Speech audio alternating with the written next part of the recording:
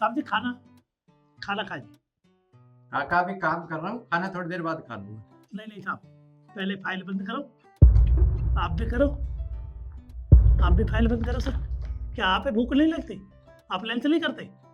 अब लंच का टाइम हो रहा, बाहर जाइए, आप भी लंच करिए। पहले खाना बाद में काम।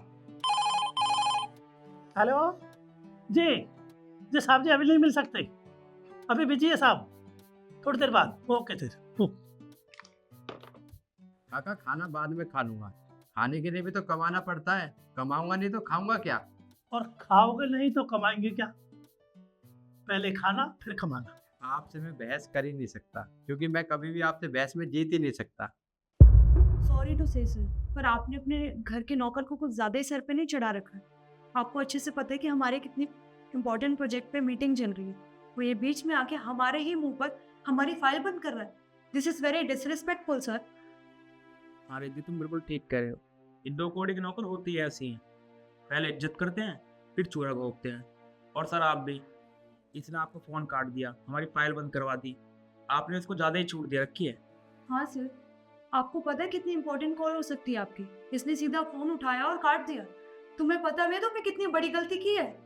अब सही कह रहे मैम साहब, मुझे आपके बीच में बोलना ही नहीं चाहिए था।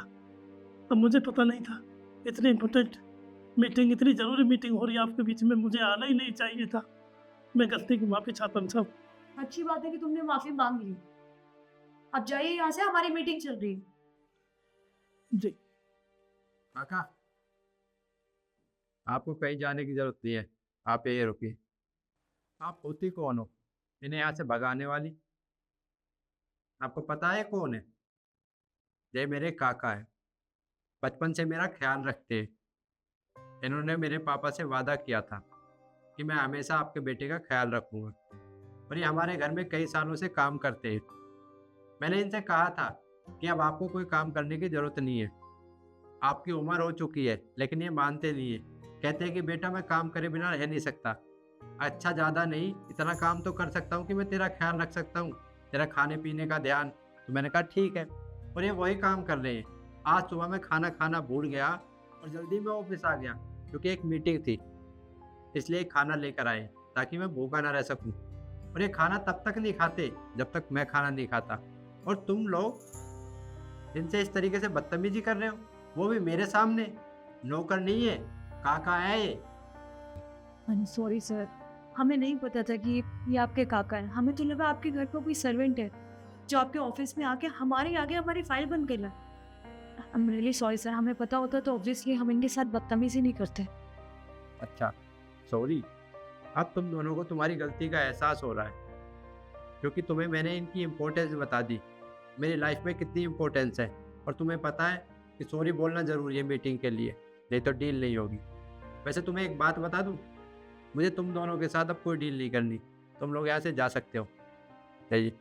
पर सर, आप इतनी सी बात के लिए हमारे से डील क्यों खत्म कर रहे हैं? आपको पता है हमारा और आपका कितना नुकसान हो जाएगा। मैं कह तो रही हूँ सर, हमसे गलती हुई है, हमें नहीं पता था कि ये आपके काका हैं।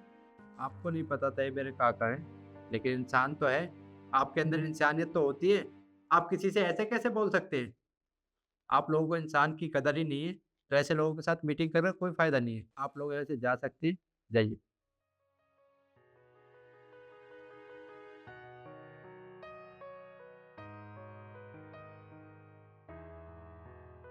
काका आप मुझे ये बताइए, खाने में क्या लेकर आए हो? खाने में रायता और बैंगन का भरता। अच्छा, खाना तो मैं खा लूंगा, लेकिन खाना मैं तब तक नहीं खाऊंगा जब तक आपके चेहरे पर स्माइल नहीं आएगी। और वो मुझे पता है स्माइल कैसे आएगी। हंसो हंसो हंसो हंसो हंसो हंसो हंसो। बस बस बस, आ जाओ और जल्दी से खाना लगा दो, खाना खा लेता हूँ। जी